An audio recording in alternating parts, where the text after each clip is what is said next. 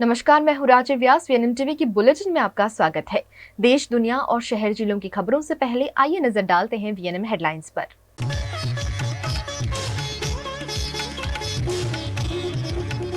महाराष्ट्र के औरंगाबाद में ड्रग्स बनाने वाली फैक्ट्री का भंडाफोड़, करोड़ों का ड्रग्स बरामद।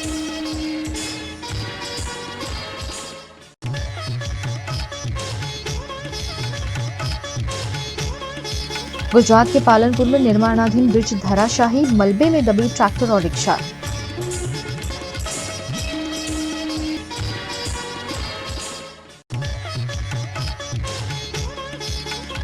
दशहरे का पर्व मनाने के लिए वडोदरा शहर तैयार, जगह जगह लग गए फाफड़ा जलेबी के स्टॉल।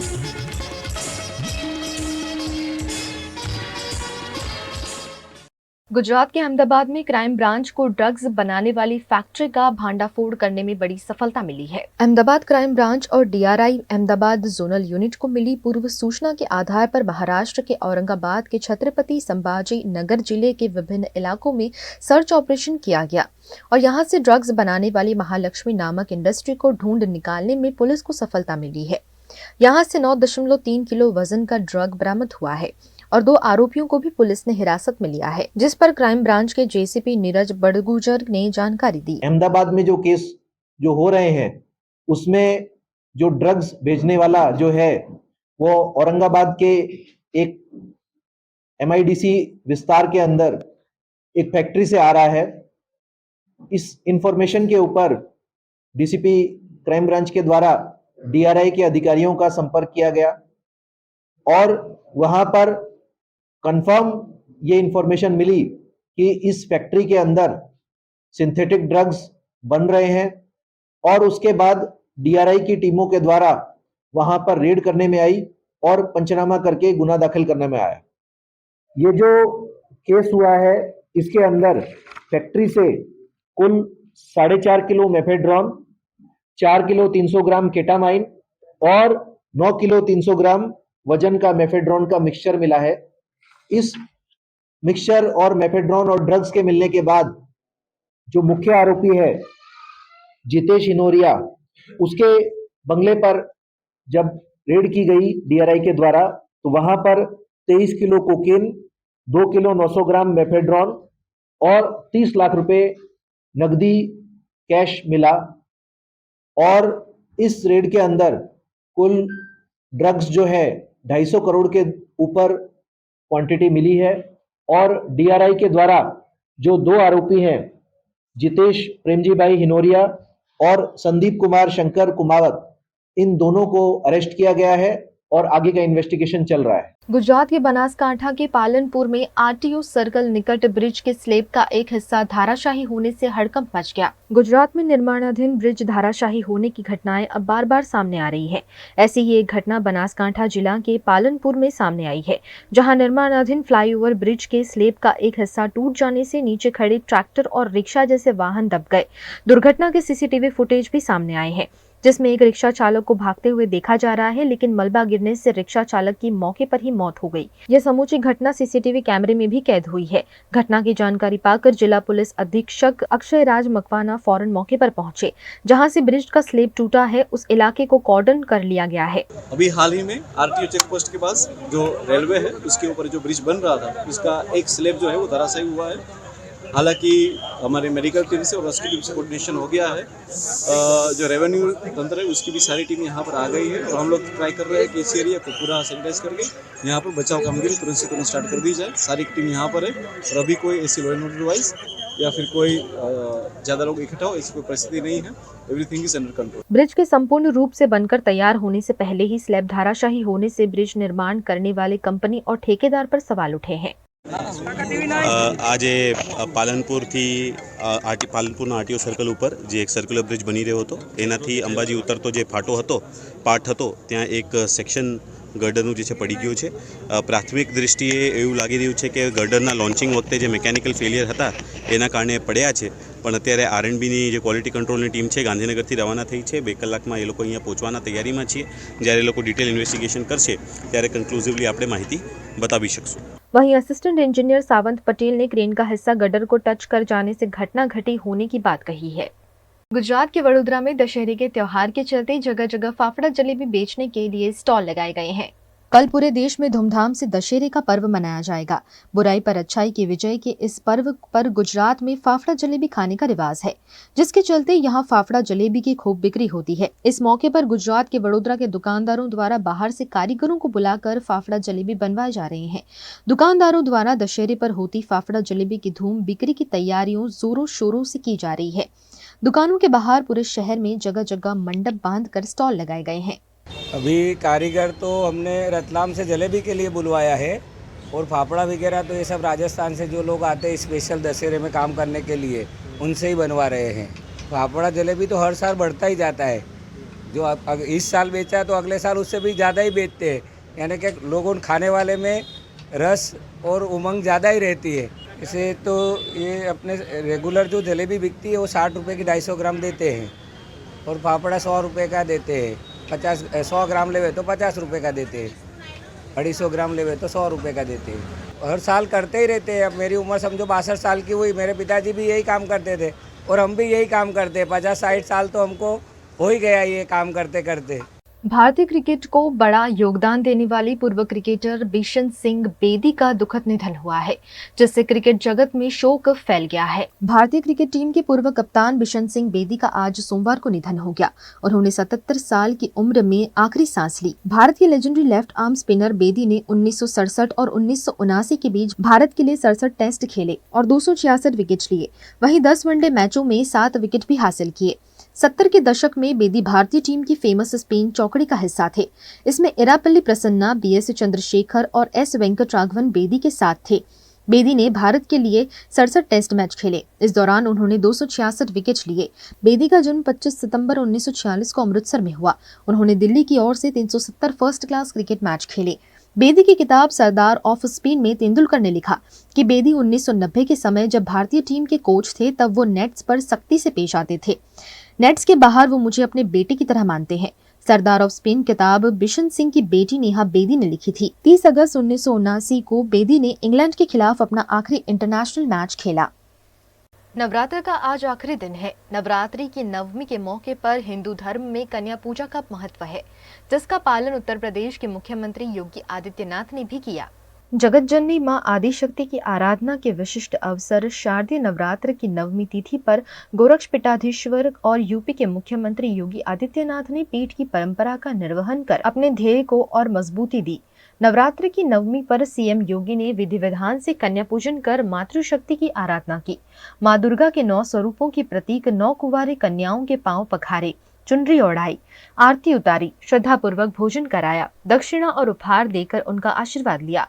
मुख्यमंत्री ने परंपरा का निर्वहन करते हुए बटुक पूजन भी किया। कन्या पूजन अनुष्ठान में मुख्यमंत्री योगी आदित्यनाथ ने मठ के प्रथम तल पर स्थित भोजन कक्ष में श्रद्धा भाव से परंपरागत रूप से पीतल के परात में चांदी के लोटे में भरे जल से 9 कुंवारी कन्याओं के बारी बारी पांव धोए। उनके मस्तक पर रोली, चंदन, दही, अक्षत, दुर्वा का तिलक लगाया, चुनरी ओढ़ाकर उपहार एवं दक्षिणा प्रदान कर आशीर्वाद लिया और आरती उतारी। वीएनएम टीवी पर वक्त है एक छोटे से ब्रेक का। ब्रेक के बाद जल्द हाजिर होंगे कुछ और खबरों के साथ। बने रहिए हमारे साथ। वडोदरा के शोर शराबे से दूर पंचवटी के लीजियर एली रेस्टोरेंट एंड बैंक्वेट में शुद्ध शाकाहारी खाने का लुत्फ उठाइए, क्योंकि यहाँ हर डिश है खास। इतना ही नहीं, यहाँ प्योर जैन फूड भी अवेलेबल। 50 से 350 लोगों की कैपेसिटी वाले वेल इंटीरियर बैंक्वेट हॉल के साथ रूम फैसिलिटी, ब्राइडल मेकअप और स्टेज डेकोरेशन की भी सुविधा। होटल लीजियर एली एंड बैंक्वेट में 150 से 200 कार पार्किंग की facility, corporate pack lunch, 3 kilometre तक फ्री होम डिलीवरी और टेक अवे पार्सल पर 10% डिस्काउंट। 50 से 20 लोगों के स्मॉल गेट टुगेदर के लिए प्राइवेट डाइनिंग रूम और आउटडोर केटरिंग की भी सुविधा। यहाँ का स्किल्ड मैनेजमेंट आपके हर मौके को बनाता है बेहद शानदार। कोतरीगुड़ा सर्कल पर जल्द शुरू हो रहा है टेक अवे काउंटर। लीजियर एली restaurant and banquet, Aura Square, Panchvati road, Korba, Vadodara. Baroda citizen council का बाल गरबा महोत्सव, जहां सिर्फ बच्चे लेंगे गरबा खेलने का आनंद। 4 से 15 साल के बच्चे झूमकर खेल सकते हैं बीसीसी बाल गरबा महोत्सव में। ना भीड़ भाड़ की झंझट और ना किसी के चपेट में आने का डर। यहाँ का टाइमिंग भी बच्चों की स्कूल को सुटेबल, शाम 7:30 से 9:30 बजे तक। रोज अलग अलग कैटेगरी में बच्चों को मिलेगा इनाम भी। इस बार भी ओपी रोड पर रिलायंस मेगा मॉल के सामने ही होगा बीसीसी बाल गरबा महोत्सव। Passes available at Baroda Citizen Council, Nirmal, 321, 3rd floor, Abhishek Complex, Akshar Chowk, OP Road, Vadodara. અનેક વર્ષોથી સરકારશ્રી તરફથી અવર્ગ ધરાવતી નામાંકિત Baroda citizen community cooperative credit society સર્વને શાહુકારો તથા પ્રાઇવેટ ફાઇનાન્સરોના આકરા વ્યાજમાંથી મુક્તિ અપાવે છે। ઓછી વત્તી દરેક પ્રકારની આવક ધરાવતા લોકો માટે ઓછા વ્યાજે સરળ હફતે અનેક પ્રકારની લોન ઉપલબ્ધ। ફાઇનાન્સ કંપનીઓ કરતા ઘણા ઓછા વ્યાજ।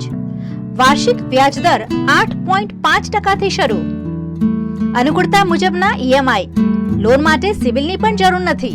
पेनल्टी वगर लोननी वहेली चुकवणी शक्य। बचत खाता पर पण आकर्षक व्याज मेळवो। तुरंत संपर्क करो Baroda citizen community cooperative credit society limited, 203B Ivory Terrace, circuit हाउसनी सामे, अलकापुरी, वडोदरा। WhatsApp number 9327109414।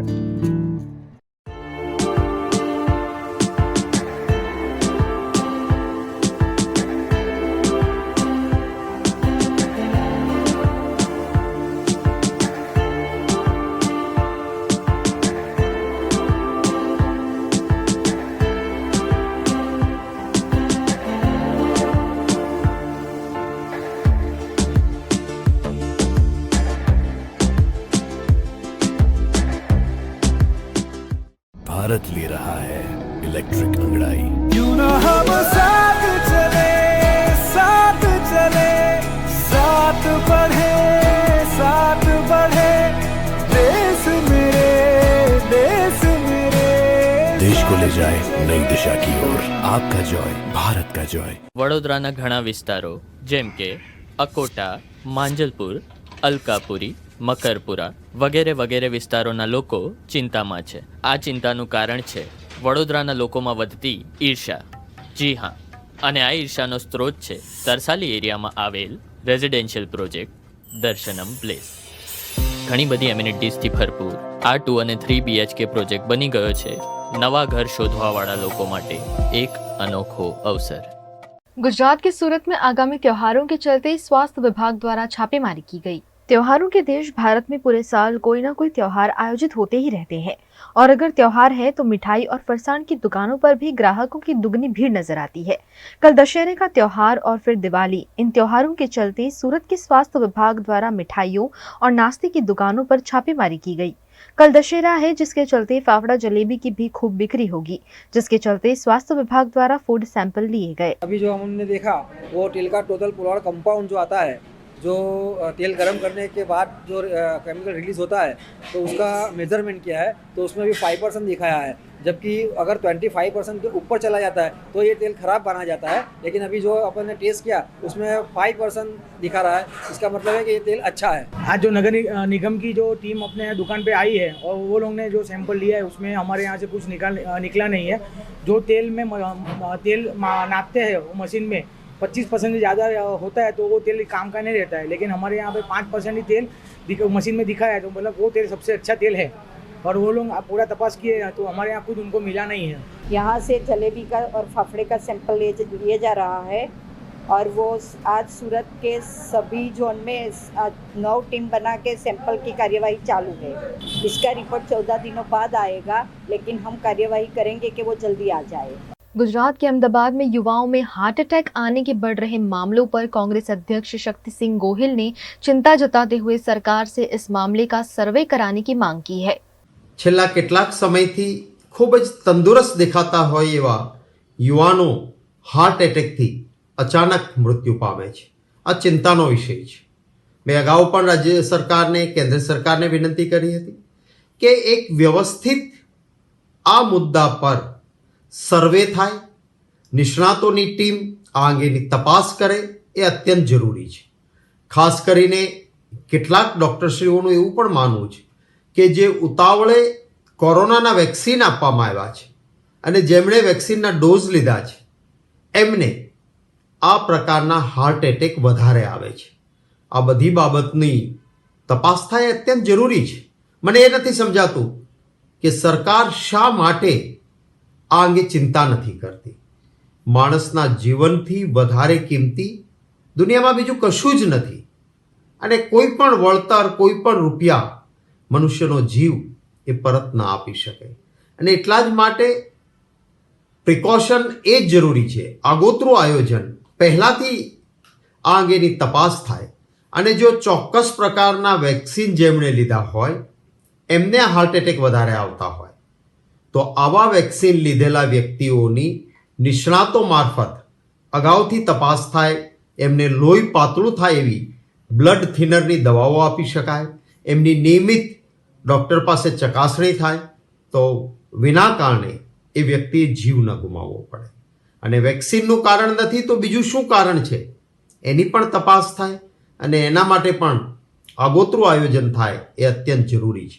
હું માંગ કરું છું કે કેન્દ્ર સરકાર અને રાજ્ય સરકાર આ અંગે ચિંતિત બને અને તાત્કાલિક નિષ્ણાતો દ્વારા આની તપાસ થાય, એક સર્વે પણ થાય કે મૃત્યુ પામનારાએ કયા પ્રકારનું વેક્સિન લીધું હતું એની પણ તપાસ થાય અને એક વ્યવસ્થિત માર્ગદર્શન આપણા લોકોને મળે કે જેથી કોઈએ પણ बिना कारणे जीव न गुमावो पड़े.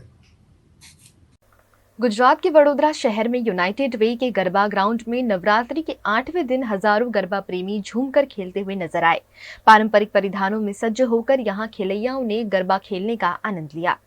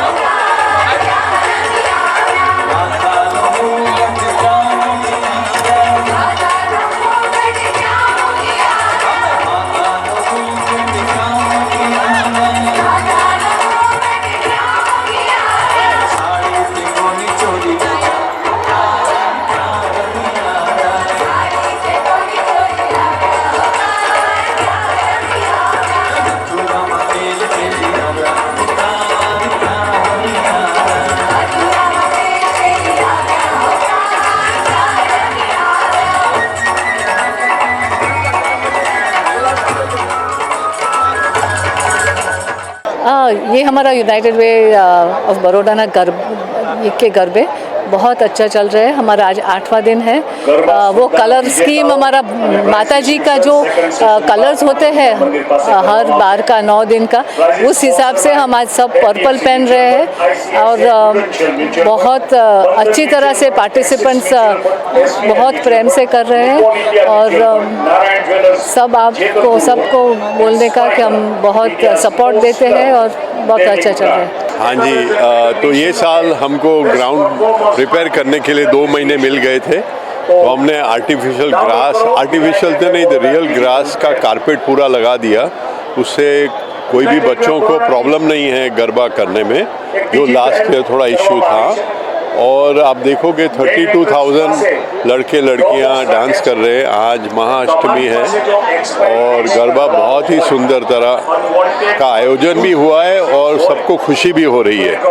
और हमें खुशी ये होती है कि जब ये सब बच्चे इतना मज़ा करते हैं, माता जी की आराधना करते हैं और हम एक्स्ट्रा पैसे लेके सब गरीबों को और NGO को सारा साल मदद कर सकते हैं। गुजरात की उत्सव प्रिय नगरी वडोदरा के समता में मां शक्ति गरबा महोत्सव का भव्य आयोजन किया गया है, जहां अष्टमी के मौके पर गरबा के सुरताल के साथ साथ महाआरती का आयोजन किया गया।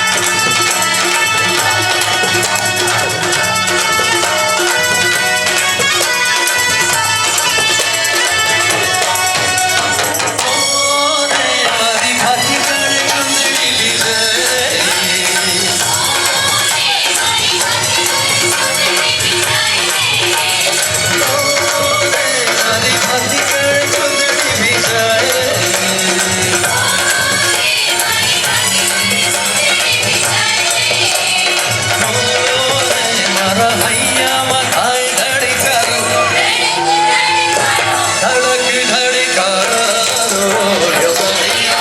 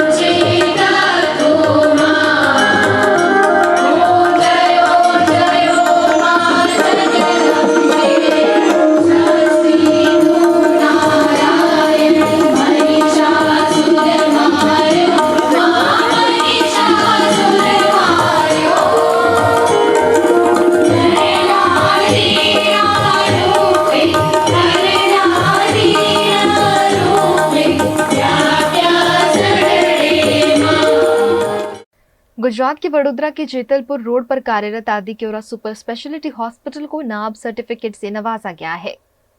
21 दिसंबर 2021 को वडोदरा में आदिक्योरा सुपर स्पेशलिटी हॉस्पिटल का उद्घाटन किया गया था और 21 सितंबर 2023 यानी करीब 2 साल के भीतर ही आदिक्योरा अस्पताल को नाब सर्टिफिकेट से नवाजा गया है। नाब सर्टिफिकेट किसी भी अस्पताल की योग्यता को बयान करने का पैमाना है। यह सर्टिफिकेट पाने के लिए अस्पतालों को कई पैमानों पर खड़ा उतरना पड़ता है और एक लंबी प्रक्रिया से गुजरना पड़ता है। हॉस्पिटल में प्रोसेसेस बहुत सारे होते हैं और उस प्रोसेस में आप खुद अपनी स्टैंडर्ड ऑपरेटिंग प्रोसीजर्स बनाते हो, एसओपी बनाते हो, लेकिन कोई एक बॉडी तो होनी चाहिए जो उसको ऑब्जर्व करे और आपको ऑडिट करके बताए कि आप कहाँ स्टैंड करते हैं। इसीलिए NABH पिक्चर में है। NABH का फुल फॉर्म है national accreditation board for hospitals and health care providers. ये एक शीर्ष एजेंसी है भारत में जो कि अस्पतालों को एक्रेडिटेशन देती है। ये रिपोर्ट करती है क्वालिटी काउंसिल ऑफ इंडिया को। क्वालिटी काउंसिल ऑफ इंडिया जो है वो हॉस्पिटल्स के अलावा मैन्युफैक्चरिंग और बहुत सारी इंडस्ट्रीज़ को वो कंट्रोल करते हैं, उनके जो पैरामीटर्स हैं। तो QCI का एक पार्ट जो हॉस्पिटल्स को देखता है वो NABH है। NABH हमने पिछले 1.5 साल से 1 साल से हमने तैयारी करी। हमने उनकी एक गाइड बुक आती है। सबसे पहले आपको गाइड बुक लेनी पड़ती है और आपको उस गाइड बुक को पढ़ना पड़ता है। उसमें 10 चैप्टर्स हैं, 600 से ज़्यादा ऑब्जेक्टिव एलिमेंट्स हैं, 100 स्टैंडर्ड्स हैं और हर एक चैप्टर का एक चैप्टर चैंपियन आपको बनाना पड़ता है। वो बना करके फिर आप अपने अपनी प्रोसेस सेट करते हो, उसके अगेंस्ट में आप एविडेंस बनाते हो और वो प्रोसेस के बाद आप उनको उनकी पोर्टल पे जाके अपलोड करते हो। अपलोड करने के बाद वो आपने सही में ये सब किया है नहीं, वो आके देखने के लिए आते हैं। 3 दिन का उनका विजिट रहता है, 3 इंपॉर्टेंट असेसर्स रहते हैं, इंस्पेक्टर्स रहते हैं।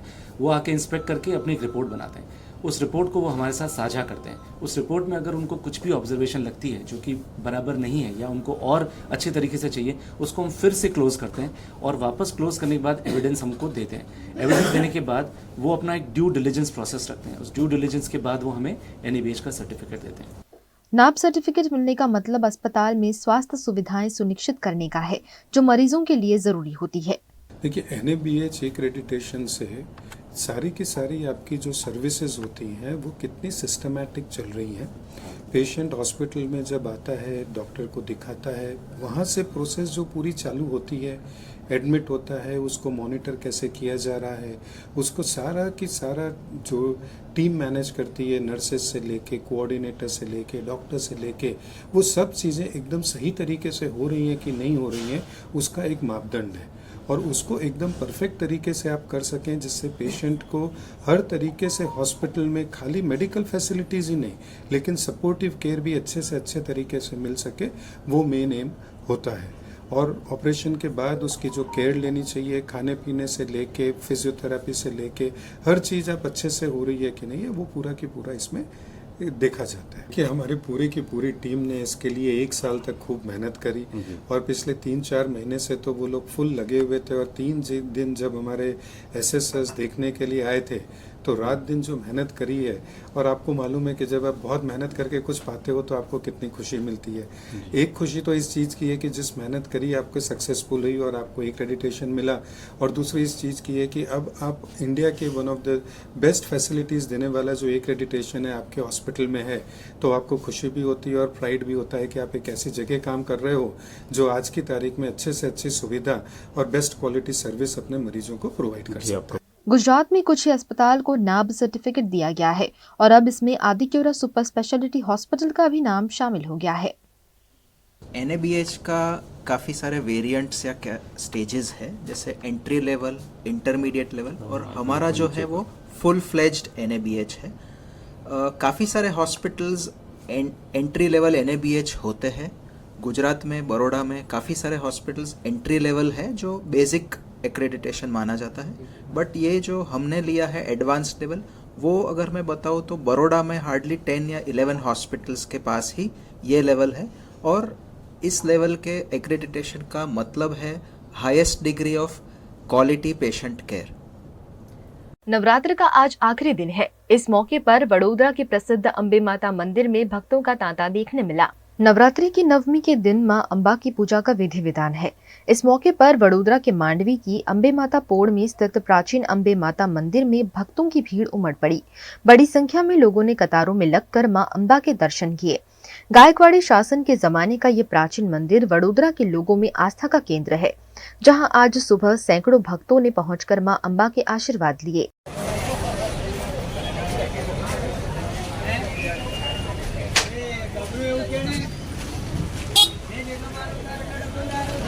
वहीं नवरात्रि की अष्टमी के मौके पर वडोदरा के छाणी जकातनाका स्थित प्रसिद्ध महाकाली मंदिर में धार्मिक आयोजन किया गया। नवरात्रि में शक्ति की देवी के 9 स्वरूपों की पूजा की जाती है। इसी के तहत अष्टमी पर महाकाली माता मंदिर में हवन कर नारियलों की आहुति दी गई। इस मौके पर बड़ी संख्या में माई भक्तों ने माताजी के दर्शन और हवन का लाभ लिया।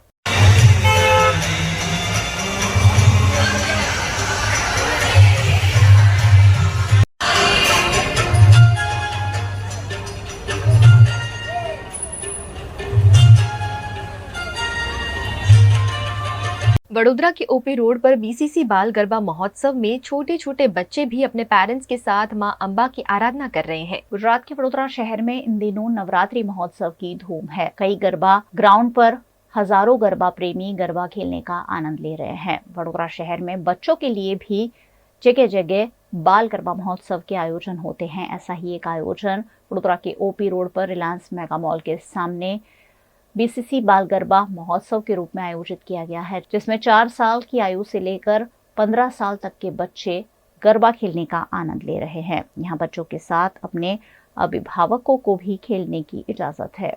बच्चों और अभिभावकों की उपस्थिति में यहाँ बच्चों को मां अम्बा के गरबों के सुरताल पर झूमने का आनंद सनत पंड्या और उनका ग्रुप दे रहे हैं। इस मौके पर वडोदरा के वासना रोड पर कार्यरत crawlers to flyers pre school के बच्चे भी अपने अभिभावकों के साथ गरबा आयोजन में शामिल हुए। बच्चे स्कूली जीवन से ही त्योहारों की महत्ता समझे और साथ मिलकर त्योहारों का आनंद उठा सके, इस आशय के साथ crawlers to flyers pre school द्वारा यह आयोजन किया गया।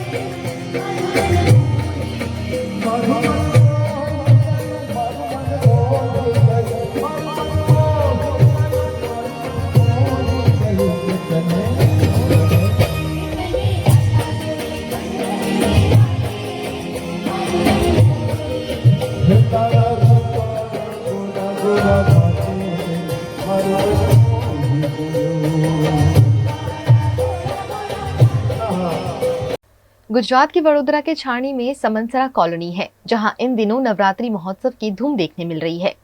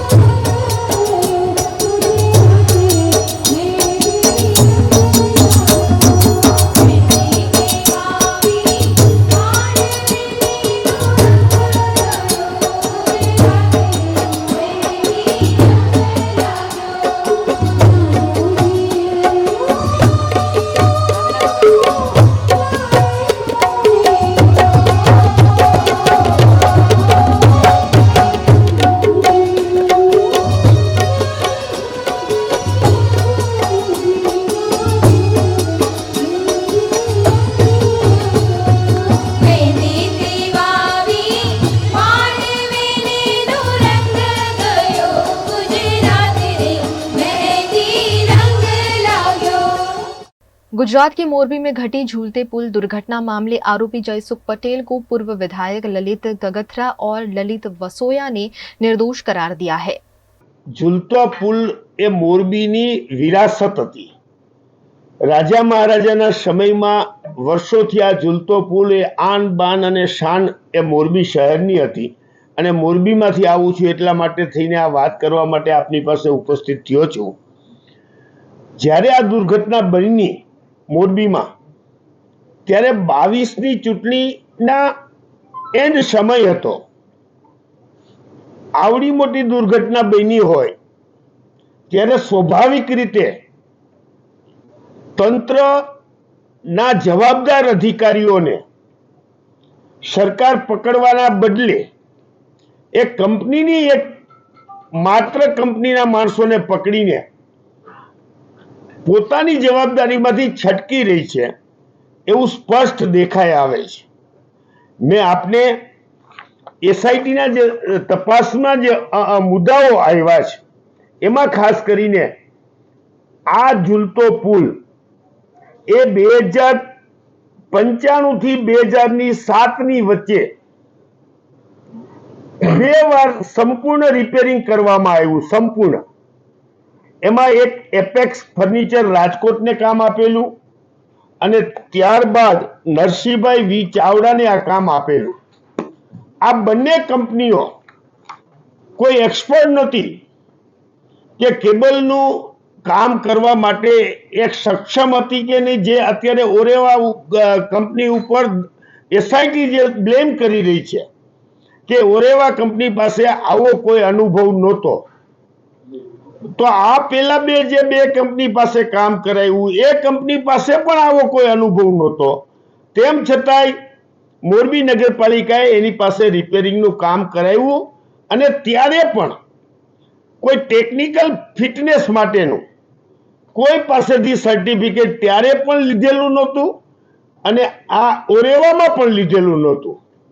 મારો સવાલ એ છે કે એસઆઈટીએ જે પ્રશ્નો ઉપાડ્યા છે ત્યારે એના તપાસમાં એને આ મુદ્દા કેમ ધ્યાનમાં ન આવ્યા કે આ કંપની પાસે પણ આવા સર્ટિફિકેટ નહોતા અને તેમ છતાંય નગરપાલિકાએ આમની પાસે કામ કરાયું. દુર્ઘટના બન્યા પછી માત્ર ઓરેવા ગ્રુપને ટાર્ગેટ કરીને સરકાર એસઆઈટી, જો હજી તમને બહુ સ્પષ્ટ કહું છું કે ન્યાયતંત્રની સામે અમારા કોઈ પ્રશ્ન નથી.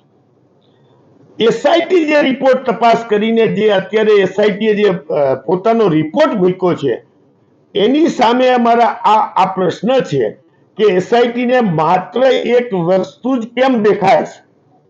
શું કામ કલેક્ટર જવાબદાર નહીં? શું કામ નગરપાલિકાના ચીફ ઓફિસર જવાબદાર નહીં? આ વાત અમે તમારી પાસે રજૂ કરવા આવ્યા છીએ. એમાં મેં તમને 3 મુદ્દાઓ આમાં આપ્યા છે કે જે નગરપાલિકા 40 વર્ષથી સંચાલન કરતો હતો આ ઝૂલતા પુલનું, એમાં આટલી વાર રિપેરિંગ કરાયું ત્યારે પણ એને કોઈ સર્ટિફિકેટ લીધેલા નથી. અમે 3 મિત્રો જે સૌરાષ્ટ્રમાં મોરબીની જે દુર્ઘટના બની અને સરકારે પોતાના બચાવ માટે કોઈને બલીના બોકડા બનાવવા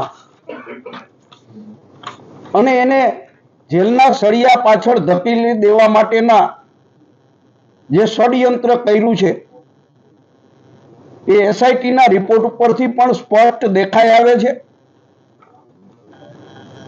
આ દુર્ઘટનામાં ઓરેવા કંપનીના માલિક જેસુખભાઈ ને જો સરકાર જવાબદાર ગણતી હોય તો અમે જેસુખભાઈનો બચાવ નથી કરતા, પરંતુ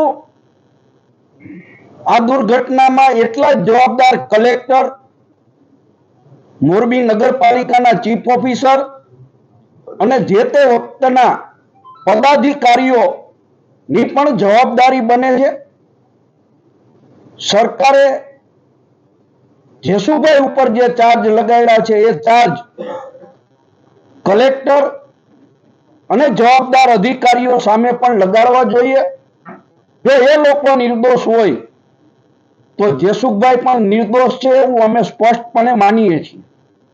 उत्तर प्रदेश में दुर्गा मां की प्रतिमा का विसर्जन, दशहरा पर्व और रावण दहन की सुरक्षा व्यवस्था पर संयुक्त पुलिस आयुक्त कानून और व्यवस्था द्वारा जानकारी दी गई। कल जैसा कि आप अवगत है विजयादशमी का त्यौहार मनाया जाएगा, जिसके लिए लखनऊ पुलिस ने विस्तृत तैयारियां की हैं। ट्रैफिक पुलिस द्वारा डाइवर्जन प्लान और सारे ट्रैफिक का विवरण अलग से निर्गत किया गया है। जहाँ तक कार्यक्रम के संख्या की बात है तो बताना चाहूँगा कि लगभग कल 76 शोभा यात्राएँ हैं जो निकलेंगी। इसके अलावा 133 जो हमारे पास रिकॉर्ड में है प्रतिमा विसर्जन के कार्यक्रम है। इसके अलावा 59 स्थानों पर रावण के पुतले दहन का कार्यक्रम भी आयोजित किया जाना है। लखनऊ पुलिस द्वारा इसमें विस्तृत प्रबंध किए गए हैं। बाहर से हमें पुलिस मुख्यालय द्वारा भी अतिरिक्त पुलिस बल उपलब्ध कराया गया है, जिसमें 100 सब इंस्पेक्टर अंडर ट्रेनिंग उपलब्ध कराए गए हैं। पूरी जो पीएसी है वो लगभग 10 कंपनी पीएसी और 1 कंपनी आरएफ भी डिप्लॉय की जा रही है। इसके अलावा कल अवकाश होने के कारण हम जो कार्यालय में भी हमारे जो फोर्स होते हैं उनको भी हम डिप्लॉय करेंगे। तो लगभग 400 से 500 हमारे जो कार्यालय का स्टाफ है उनको भी हम विसर्जन के कार्यक्रम में डिप्लॉय कर रहे हैं। विसर्जन का कार्यक्रम मुख्य रूप से 4 घाटों पर लखनऊ जनपद में होता है। ऑलरेडी हमें फ्लड की प्लाटून मिली हुई है, जिसे अलग अलग टुकड़ों में विभाजित करके घाटों पर लगाया जाएगा, जो बोट आदि के साथ होंगे। इसके अलावा स्थानीय जो गोताखोर हैं उनको भी रखने के लिए निर्देशित संबंधित DCPs को किया गया है। तो उम्मीद करते हैं कि ये सारी व्यवस्थाएं पूर्ण रहेगी और सभी कार्यक्रम सकुशल संपन्न कराए जाएंगे। गुजरात के अरवली जिले के मोडासा में असत्य पर सत्य की विजय का पर्व विजयादशमी के आयोजन हेतु जोरों शोरों से तैयारियां जारी हैं। अरवली जिला के मोडासा में विजयादशमी के पर्व के चलते रावण दहन के लिए तैयारियां जारी हैं। शहर के रेलवे मैदान में 33 फीट ऊंचा रावण का पुतला बनाया जा रहा है। राजस्थान के कारीगरों द्वारा बांस, कागज और पुट्ठे के उपयोग से पुतला बनाया जा रहा है। पुतला तैयार होने के बाद उसमें आतिशबाजी के लिए पटाखे भरे जाएंगे। दशहरे के पर्व को लेकर आखिरी तैयारी पूर्ण की जा रही है। इस मौके पर बड़ी संख्या में शहरवासी मौजूद रहकर एक साथ दशहरे के पर्व को मनाएंगे।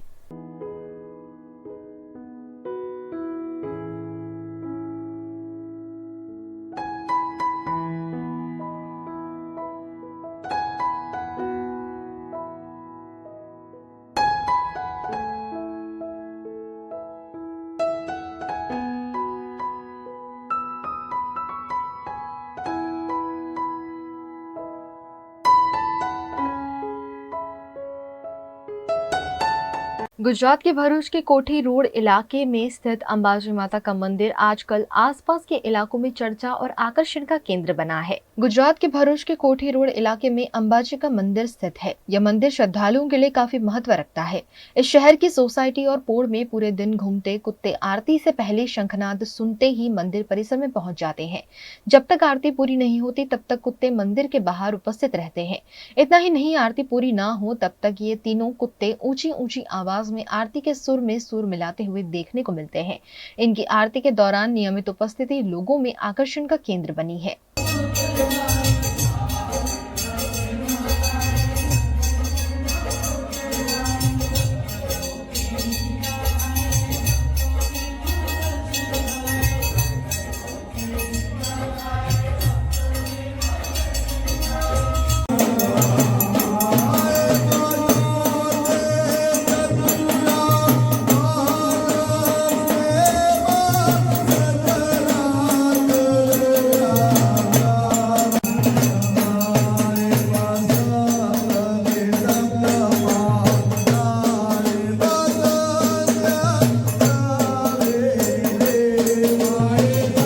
नवरात्रि में मां अंबा के साथ साथ दुर्गा मां की पूजा का बंगाल में रिवाज है और बंगाल में बसने वाले बंगाली देश भर में दुर्गा पूजा उतने ही उत्साह से करते हैं। दुर्गा पूजा पश्चिम बंगाल का एक महत्वपूर्ण त्योहार है जो नवरात्र में मां दुर्गा की आराधना के रूप में किया जाता है। दुर्गा पूजा पर दुर्गा मां की भव्य प्रतिमा स्थापित कर खूबसूरत पंडाल सजाए जाते हैं और 5 दिनों तक मां दुर्गा की पूजा अर्चना कर उत्सव मनाया जाता है।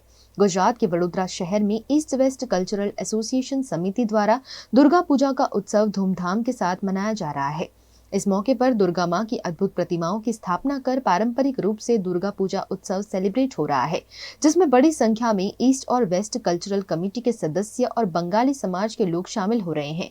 भजन कीर्तन के माहौल के बीच मां दुर्गा की भक्ति भाव से पूजा अर्चना ईस्ट वेस्ट कल्चरल एसोसिएशन द्वारा की जा रही है। हम लोग 37 ईयर से यहाँ पे पूजा कर रहे हैं। हम लोग बहुत आभारी हूँ गुजरात का, क्योंकि हम लोग यहाँ पे आके अपना यहाँ पे पूजा पाठ कर रहे हैं। पूरा कॉरपोरेशन का सपोर्ट, गवर्नमेंट का सपोर्ट, सबका आशीर्वाद अपने ऊपर में है। तो अपना ये क्लब का बहुत पुराना है और हम लोग सब मिल के गुजरात में आके ये सब पूजा कर पा रहा हूँ, इसके लिए मैं बहुत आभारी हूँ। दुर्गा पूजा ऐसे देखा जाए तो हम इसको पूजा जैसे माना जाता है, पर दुर्गा पूजा एक उत्सव है। इस उत्सव में हम सब एक साथ दुर्गा माँ को हम मानते हैं कि दुर्गा माँ हमारे घर की बेटी है और वो अपने पति के घर से अपने मम्मी के घर पे अपने बच्चों के साथ घूमने आते हैं और हर साल हम उनको हमारे घर की बेटी जैसे उनको जैसे कि घर पे बेटी आते हैं तो हम सब खुश होते हैं और हम सब एक साथ घर के सारे फेस्टिवल्स में उत्सव जैसे मनाते हैं। तो वैसे ही हमारे यहाँ दुर्गा माँ को भी हम ऐसे अपने घर के बेटी के स्वरूप स्वागत करते हैं। कोई भी बंगाली के लिए दुर्गा पूजा बहुत ही महत्व रखते हैं। ये बंगाली कम्युनिटी के लिए सबसे बड़ा फेस्टिवल है। फेस्टिवल में सब लोग इकट्ठे होते हैं, बहुत मतलब लोगों का इधर समावेश होता है।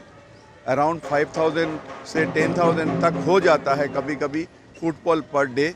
वडोदरा के सुभानपुरा इलाके में कल्पवृक्ष दुर्गोत्सव कमेटी द्वारा लगातार 19वें साल दुर्गोत्सव मनाया जा रहा है, जिसमें 20 अक्टूबर से 24 अक्टूबर तक दुर्गा पूजा का भी आयोजन किया गया है। यहां मां दुर्गा की सुंदर प्रतिमाओं की स्थापना कर पारंपरिक रूप से दुर्गा पूजा की जा रही है। बड़ी संख्या में बंगाली समाज के लोग इस दुर्गा पूजा में भक्ति भाव से शिरकत करते हुए मंगल कामना कर रहे हैं, जहां पारंपरिक वाघों और रीत रिवाजों के साथ दुर्गा पूजा उत्सव मनाया जा रहा है।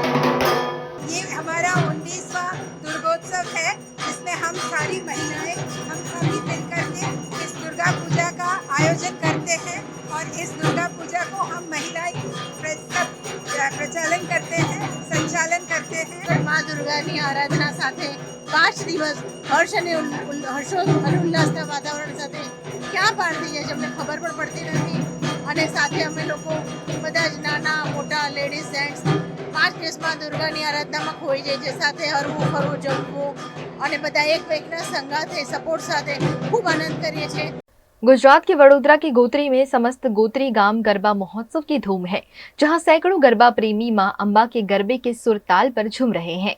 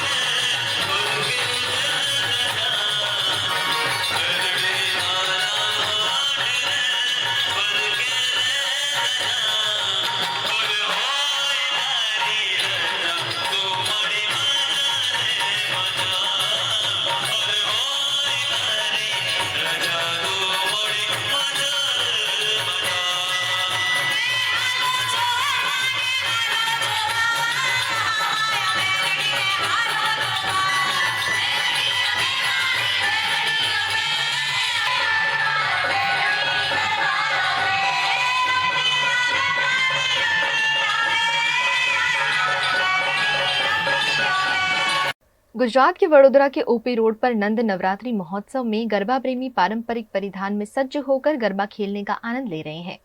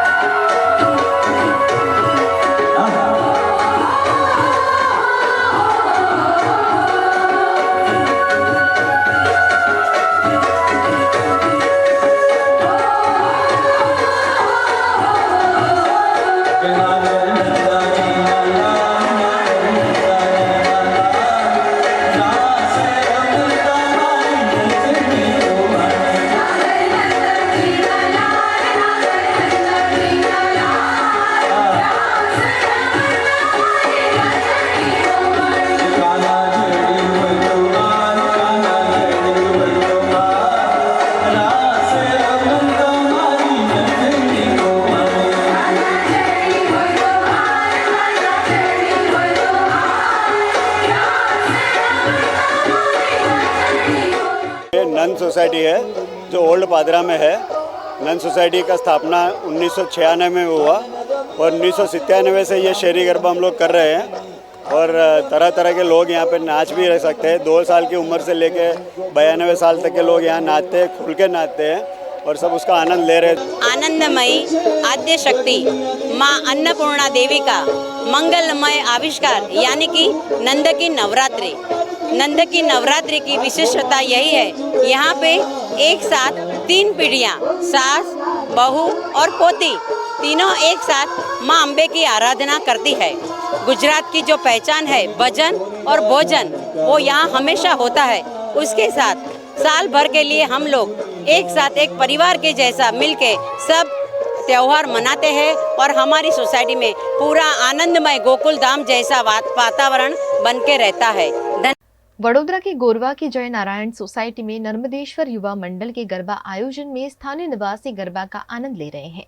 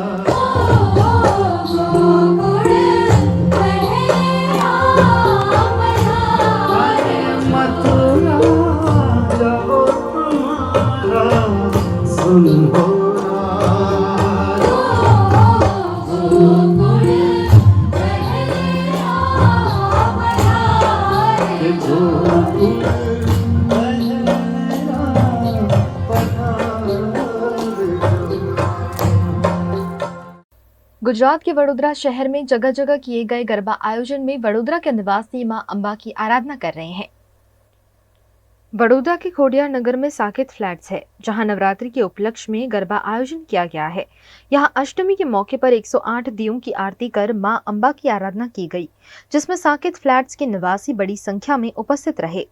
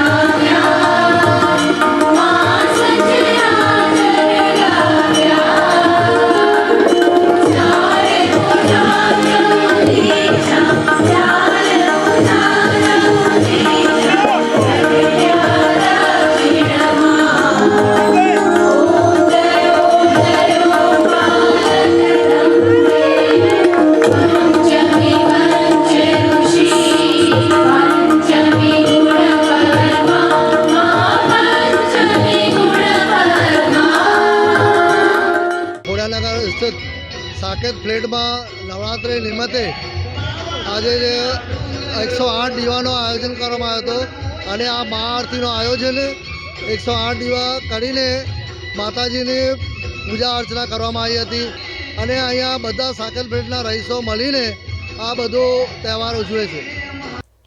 गुजरात के वडोदरा के कारेली बाग में स्पोर्ट्स एंड कल्चर एसोसिएशन है। इस एसोसिएशन द्वारा कारेली बाग के अंबालाल पार्क में अष्टमी के मौके पर 25,000 दियों की महाआरती का आयोजन किया गया। इस मौके पर गरबा ग्राउंड में अद्भुत नजारा देखने मिला।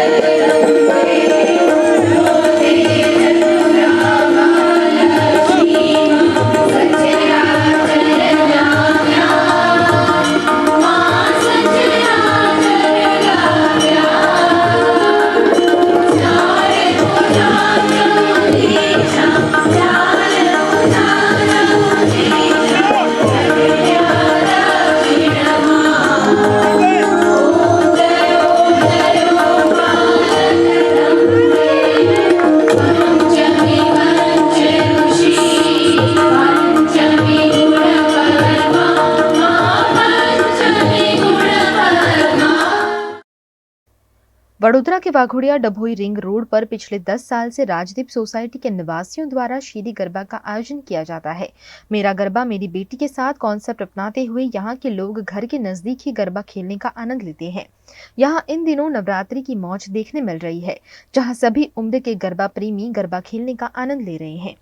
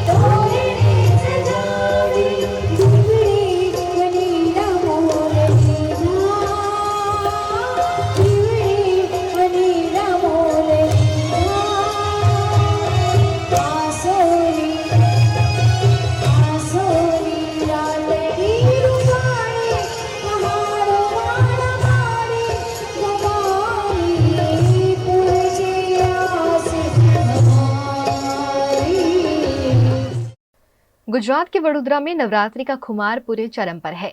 यहाँ जगह जगह आयोजित शेरी गरबा में गरबा प्रेमी गरबे घूमने का आनंद ले रहे हैं।